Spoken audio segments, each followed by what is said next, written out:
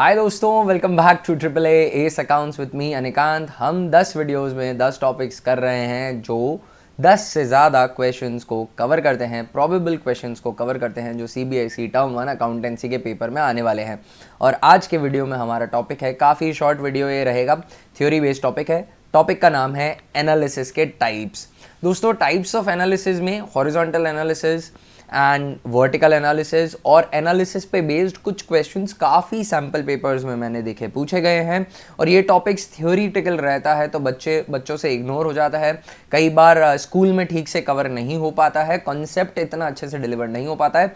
फटाफट से आपको इस टॉपिक को मैं बता देता हूँ, साथ ही इससे रिलेटेड कुछ क्वेश्चंस भी बता देता हूं ताकि आप वेल प्रिपेयर्ड हो जाएं इस तरह के क्वेश्चन को अटेम्प्ट करने के लिए। आई एम प्रेडिक्टिंग कि जो हमारा सेकंड पार्ट रहेगा आपके पेपर का, एनालिसिस ऑफ फाइनेंशियल स्टेटमेंट, उस पोर्शन में एक क्वेश्चन इस पे बेस्ड आ सकता है और इजी टू स्कोर मार्क्स हैं। काफ़ी सिंपल टॉपिक है ये, फटाफट से समझ लेते हैं। छोटा सा वीडियो को लाइक करना मत भूलना, वीडियो को ज़्यादा से ज़्यादा शेयर करिए, चैनल को सब्सक्राइब नहीं किया तो अभी फटाफट सब्सक्राइब वाला बटन दबा दो, बेल आइकन दबा दो ताकि आगे आने वाले सभी वीडियोस का नोटिफिकेशन आपको मिलता रहे। चलो दोस्तों, टॉपिक को स्टार्ट करते हैं। एनालिसिस ऑफ फाइनेंशियल स्टेटमेंट से ये टॉपिक बिलोंग करता है। तो सबसे पहले समझ लेते हैं कि फाइनेंशियल स्टेटमेंट का एनालिसिस आखिर है क्या। देखिए, फाइनेंशियल स्टेटमेंट जो प्रिपेयर हो चुकी हैं, मेरे कहने का मतलब है कि बैलेंस शीट बन चुकी है, statement of profit and loss account बन चुका है, कैश फ्लो स्टेटमेंट प्रिपेयर हो चुकी है, ये फाइनेंशियल स्टेटमेंट्स प्रिपेयर्ड हैं।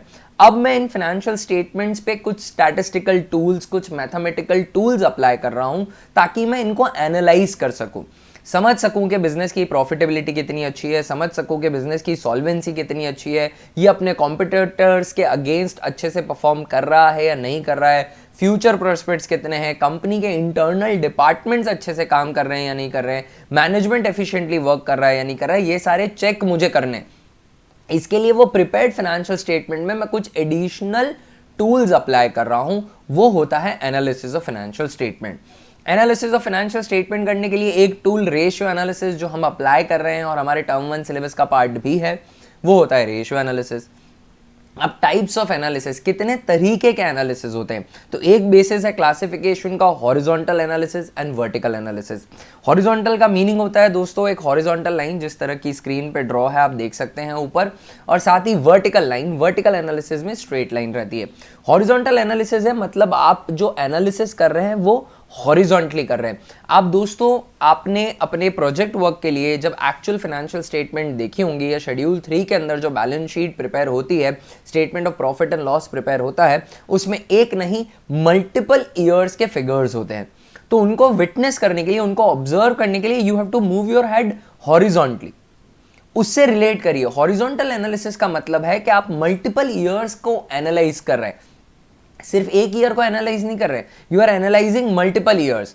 आप पिछले साल के प्रॉफिट्स को इस साल के प्रॉफिट से कंपेयर कर रहे हैं, आप 5 साल के प्रॉफिट का ट्रेंड पता कर रहे हैं, आप पता कर रहे हैं कि हमारे एसेट्स किस रेट से ग्रो कर रहे हैं या हमारा रेवेन्यू किस रेट से ग्रो कर रहा है।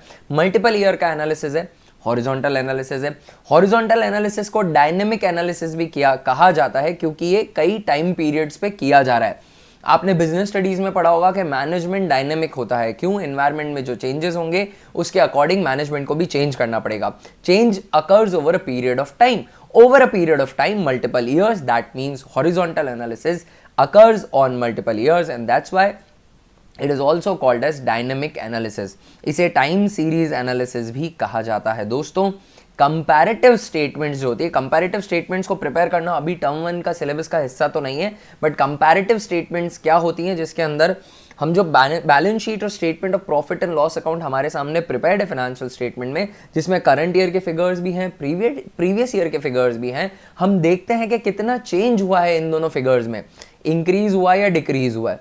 एब्सोल्यूट चेंज निकालते हैं करंट ईयर में से प्रीवियस ईयर का फिगर सबट्रैक्ट करके, फिर हम परसेंटेज चेंज में निकालते हैं उस एब्सोल्यूट चेंज को प्रीवियस ईयर से डिवाइड करके एक परसेंटेज निकाल के कि कितना परसेंटेज इंक्रीज या डिक्रीज हुआ, से शेयर कैपिटल के अंदर, से इन्वेस्टमेंट्स के अंदर, से करंट एसेट्स के अंदर, प्रॉफिट्स के अंदर। ये हम पता करते हैं कंपैरेटिव स्टेटमेंट में। तो कंपैरेटिव स्टेटमेंट में कंपैरेटिव एनालिसिस करने के लिए एक से ज़्यादा साल के फिगर्स लगेंगे, दैट्स वाई वो हॉरिजॉन्टल एनालिसिस रहता है। वर्टिकल एनालिसिस की अगर उसके अगेंस्ट में बात करूं तो vertical analysis occurs over a period of time, एक पॉइंट ऑफ टाइम पे किया गया एनालिसिस है वो वर्टिकल एनालिसिस रहता है। वर्टिकल एनालिसिस के अंदर मल्टीपल ईयर्स नहीं रहते, एक फाइनेंशियल स्टेटमेंट है, एक रिपोर्टिंग पीरियड से वो बिलोंग करती है, starting from a particular date to a particular date. There are no multiple financial statements involve, there are no multiple years that are involve in this analysis. तो ये vertical analysis हो जाएगा। Vertical analysis में मैं सिर्फ single year को देख रहा हूं, तो जो वर्टिकल फॉर्मेट में हमारे फाइनेंशियल स्टेटमेंट बने हुए एज पर शेड्यूल 3, उसमें I need to move my neck up and down, not horizontally. Horizontally move करूंगा तो मैं कॉरस्पॉन्डिंग फिगर्स को देख रहा हूं प्रीवियस ईयर के, वो मैं देख ही नहीं रहा हूं। वर्टिकल एनालिसिस के अंदर मैं सिर्फ एक ही साल के फिगर्स को देख रहा हूं, इस साल की सेल्स को इस साल के ग्रॉस प्रॉफिट से कंपेयर कर रहा हूं, इस साल के नेट प्रॉफिट को सेल से कंपेयर कर रहा हूं, इसी साल के करंट एसेट्स और करंट लायबिलिटीज को कंपेयर कर रहा हूं। So these are all vertical analysis. Vertical analysis को is also known as static analysis, because static का मतलब होता है स्थिर, ये मल्टीपल ईयर्स पे नहीं जा रहा है, ये कई टाइम सीरीज पे नहीं हो रहा है, ये सिर्फ एक single set of financial statement पे हो रहा है, इसलिए स्टैटिक एनालिसिस बोला जाता है। इसके एग्जांपल्स हो जाएंगे ratio analysis and common size statement. Common size statement term 1 में प्रिपेयर करना तो नहीं है, बट कॉमन साइज स्टेटमेंट दो बनाई जाती है, common size balance sheet and common size statement of profit and loss account. Common size balance sheet के अंदर हर आइटम ऑफ बैलेंस शीट का परसेंटेज निकाला जाता है from the total of balance sheet. Common size statement में हर item of statement of profit and loss का परसेंटेज निकाला जाता है रेवेन्यू फ्रॉम ऑपरेशन से, तो उसे कॉमन साइज स्टेटमेंट बोलते हैं दोस्तों। Common size statement vertical analysis का पार्ट होगा।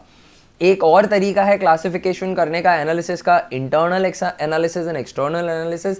External analysis is conducted by parties which are not within the organisation, that are beyond the organisation, मतलब कैरीड आउट बाय आउटसाइडर्स, जैसे creditors हो गए, bankers हो गए, डिबेंचर्स होल्डर हो गए। आउटसाइडर जब एनालिसिस करते हैं, इनको भी अपनी ज़रूरत है एनालाइज करने की। बैंकर्स एनालाइज करेंगे क्रेडिट वर्दीनेस पता करने के लिए, क्रेडिटर्स असेस करेंगे आपकी क्रेडिट वर्दीनेस, आपको क्रेडिट देना चाहिए या नहीं देना चाहिए। डिबेंचर होल्डर्स देखेंगे कि रीपेमेंट कैपेबिलिटी है या नहीं, लॉन्ग टर्म सॉल्वेंसी कैसी है, इंटरेस्ट कवरेज रेशियो कैसा है। ये सारी चीज़ें एक्सटर्नल एनालिसिस में आ जाएंगी जो ऑर्गेनाइजेशन के बाहर के लोग कर रहे हैं। वहीं आता है internal analysis. Internal analysis is conducted by the management, by parties which are within the organisation, organisation का हिस्सा है, और उनको भी कई पैरामीटर्स होते हैं जज करने के लिए, उनको मैनेज करना है, डिसीजंस लेने हैं, तो वो भी एनालिसिस करते हैं फाइनेंशियल स्टेटमेंट का to reach to conclusive decisions, तो वो इंटरनल एनालिसिस हो जाएगा। Next comes inter firm and intra firm analysis. Inter firm का मतलब है, देखिए जो inter school competition and intra school competition होता है, वही लॉजिक है यहाँ पे भी। जब आपके स्कूल के हाउसेज आपस में compete कर रहे हैं तो वो इंट्रा स्कूल कंपटीशन हो जाएगा। And when your school is competing with some other school of your town, locality और मे बी स्टेट, तो वो इंटर स्कूल कंपटीशन हो जाएगा। तो इंटर फर्म एनालिसिस का मतलब होता है that this analysis is taking between two firms. I am computing current ratio of all the firms in say one industry, say cement industry, to check किसकी सबसे ज़्यादा अच्छी शॉर्ट टर्म सॉल्वेंसी है। तो ये इंटर फर्म एनालिसिस हो जाएगा। यहाँ पे मैं कंपटीशन एनालाइज कर रहा हूँ, मेरा competition, how competitive I am and how my competition is performing as against me. ठीक है, यहाँ पर अगर किसी single set of financial statement पे दो फर्म्स की एनालिसिस किया जाता है, मतलब एक सेट ऑफ फाइनेंशियल स्टेटमेंट एक कंपनी की ले ली और वही same set of financial statement दूसरी कंपनी की ले ली, तो उसको क्रॉस सेक्शनल एनालिसिस भी कहा जाता है। इस बात को याद रखिएगा। इंट्रा फर्म एनालिसिस का मतलब है कि मैं अपना एनालिसिस खुद का कर रहा हूं, अपनी फाइनेंशियल स्टेटमेंट का कर रहा हूं, किसी दूसरी फाइनेंशियल स्टेटमेंट से कंपेयर नहीं कर रहा हूं। सिंगल एंटरप्राइज इन्वॉल्व है और यहां पर ट्रेंड एनालिसिस होता है। ट्रेंड एनालिसिस मतलब मल्टीपल ईयर के फिगर्स को मैं एक साथ कंपेयर करूंगा। देखिए दोस्तों, ऐसा जरूरी नहीं है कि इंट्रा फर्म एनालिसिस हो रहा है तो वो हॉरिजॉन्टल नहीं हो सकता, वो हॉरिजॉन्टल भी हो सकता है। अगर एक ही बिजनेस की पिछले 5 साल की फाइनेंशियल स्टेटमेंट को कंपेयर करूं तो वो हॉरिजॉन्टल टाइम सीरीज एनालिसिस हो जाएगा। और एक ही फर्म का मतलब इंट्रा फर्म एनालिसिस कर रहा हूं और एक ही पीरियड की फाइनेंशियल स्टेटमेंट चेक कर रहा हूं तो वो वर्टिकल एनालिसिस हो जाएगा। तो ये अलग अलग बेसिस है क्लासिफाई करने के, इनका आपस में ऐसा नहीं है कि एक एनालिसिस है तो दूसरा नहीं हो सकता। वो एक इंटर फर्म एनालिसिस स्टैटिक भी हो सकता है और हॉरिजॉन्टल भी हो सकता है। कुछ क्वेश्चंस मैं आपके लिए लेकर आया हूँ, फटाफट से इन्हें सॉल्व कर लेते हैं to give you an idea कि किस तरीके का क्वेश्चन आएगा। वैसे तो ऊपर जो डेटा दिया है उसको पढ़ने के बाद आपसे हर तरीके के क्वेश्चन हो जाएंगे। Which of the following statements are false, इसमें से कौन सा स्टेटमेंट गलत है? When all the comparative figures in a balance sheet are stated as percentage of the total. देखिए वर्ड कंपैरेटिव यूज किया पर कंफ्यूज करने के लिए क्या है, हर कंपैरेटिव फिगर को शो किया गया as a percentage of total. तो 2 साल के फाइनेंशियल स्टेटमेंट दिए हुए, current year and previous year, and every figure is a comparative figure. Why? Because it is provided, it's corresponding figure of the previous year is also provided, तो वो comparative figure हो गया बस। But उस comparative figure को मैं उसी साल की टोटल से परसेंटेज निकाल रहा हूं, इस साल के फिगर को पिछले साल के किसी भी फिगर से कंपेयर नहीं कर रहा हूं। तो ये स्टेटमेंट जो होती है इसे कॉमन साइज स्टेटमेंट बोलते हैं, और common size statement vertical analysis का पार्ट होता है, और इन्होंने कहा है कि ये हॉरिजॉन्टल एनालिसिस है, तो ये गलत कहा है, ये गलत कहा है। आगे बढ़ते हैं। When financial statement of several years are analysed it is vertical analysis, बिल्कुल गलत बात है। अगर सेवरल ईयर्स के फाइनेंशियल स्टेटमेंट्स आप एनालाइज करोगे तो वो हॉरिजॉन्टल एनालिसिस होगा, वर्टिकल एनालिसिस नहीं होगा। Vertical analysis is also termed as time series analysis, ये भी गलत है। Horizontal analysis time series analysis होता है, वर्टिकल नहीं होता। So all the 3 statements are false, तो डी ऑप्शन यहाँ पे चेक हो जाएगा। Which of the following are tools of vertical analysis, तो मैंने बताया था कि रेशियो एनालिसिस और कॉमन साइज स्टेटमेंट रहता है, कंपैरेटिव नहीं रहता। कंपैरेटिव हॉरिजॉन्टल एनालिसिस का टूल होता है, तो रेशियो एनालिसिस और कॉमन साइज स्टेटमेंट जो है वो वर्टिकल एनालिसिस के हैं, तो यहाँ पे हमारा ऑप्शन सी हो जाएगा। Comparative study of financial statements of 2 और more business firm is called, एक से ज्यादा बिजनेस फर्म को कंपेयर कर रहे हो तो इंटर फर्म हो जाएगा, very simple. And last question जो हमारा रहेगा, which one of the following is not a horizontal analysis tool, तो comparative statement horizontal analysis tool होता है। कैश फ्लो स्टेटमेंट भी अगर आप देखेंगे अकाउंटिंग स्टैंडर्ड 3 के अकॉर्डिंग प्रिपेयर्ड, जो एनुअल रिटर्न का हिस्सा होती है, आपने अपने प्रोजेक्ट के लिए एनुअल रिटर्न डाउनलोड किए होंगे या फिजिकल कॉपी में लिया होगा, तो वहाँ पे आपको कैश फ्लो स्टेटमेंट भी दिखेगा, तो देखिएगा वहाँ पे 2 साल के फिगर्स दे रखे होते हैं कैश फ्लो स्टेटमेंट में भी, तो वो भी कंपैरेटिव एनालिसिस है, तो वो भी हॉरिजॉन्टल एनालिसिस में आ जाएगा। ट्रेंड रेशियोज, तो ट्रेंड तो मल्टीपल ईयर्स पे ही निकाला जा सकता है, तो वो भी हॉरिजॉन्टल है। कॉमन साइज स्टेटमेंट बहुत ही क्लियरली मैंने ऊपर स्पेसिफाई किया था कि वो स्टैटिक एनालिसिस, वर्टिकल एनालिसिस का पार्ट होता है, हॉरिजॉन्टल का नहीं होता।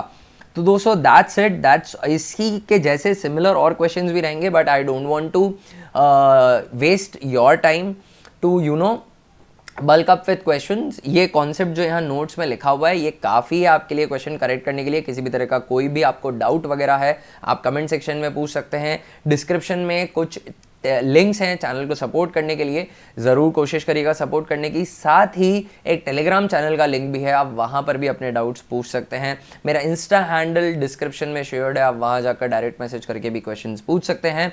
और दोस्तों वीडियो को ज़्यादा से ज़्यादा शेयर करिएगा। आई होप आपकी प्रिपरेशन बहुत अच्छी चल रही हो और इन वीडियो से आपको हेल्प मिल रही है, तो आपको पता ही है क्या करना है, लाइक शेयर सब्सक्राइब। अगले वीडियो में जल्दी मिलते हैं दोस्तों, तब तक के लिए bye, all the best for your exams.